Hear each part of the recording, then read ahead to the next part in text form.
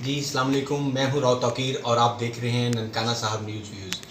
ایک اور breaking news کے ساتھ آپ کے سامنے حاضر ہوئے ہیں۔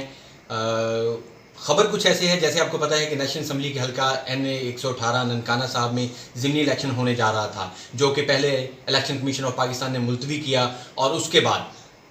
اسلام آباد ہائی کورٹ نے ان کے جو نوٹیفیکیشن تھے PTI کے 11 لوگوں کے، ان کو ڈی نوٹیفائی کرتے ہوئے دوبارہ ان کی رکنیت بحال کر دی ہے۔ تو فی الوقت الیکشن تو نہیں ہونے جا رہا، لیکن الیکشن کی گہما گہمی میں جو لوگ ایک پارٹی سے دوسری پارٹی یا مختلف پارٹیوں کو، جو ناراض لوگوں نے پارٹیز کو جوائن کیا، ان میں ایک نام رانا جمیل حسن المعروف گڈ خان صاحب بھی تھا۔ ابھی یہ خبر آئی ہے کہ رانا جمیل حسن المعروف گڈ خان صاحب جو سابق MP ہیں، ان کی آج بنی گالہ میں سابق وزیر اعظم پاکستان اور پاکستان تحریک انصاف کے چیئرمین عمران خان سے ملاقات متوقع ہے۔ یہ ملاقات جو متوقع ہے یہ تقریباً 2:30 بجے کے قریب ہوگی، لیکن اس خبر کو ہم پوری طرح سے کنفرم اس لیے نہیں کر سکتے کہ کیونکہ رانا جمیل حسن المعروف گڈ خان صاحب کو حماد اظہر صاحب جو سابق وفاقی وزیر بھی ہیں اور اس وقت پاکستان تحریک انصاف کے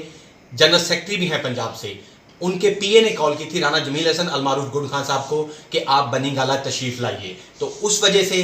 رانا جمیل حسن المعروف گڈ خان صاحب اب اس وقت تقریباً بنی گالہ پہنچ چکے ہیں۔ میری ان سے خود فون پہ بات ہوئی ہے، تو رانا جمیل حسن المعروف گڈ خان صاحب اس وقت بنی گالہ پہنچ چکے ہیں، اور کچھ دیر بعد ان کی ملاقات سابق وزیر اعظم پاکستان اور پاکستان تحریک انصاف کے چیئرمین عمران خان سے متوقع ہے۔ اس ملاقات میں کیا بات ہوگی،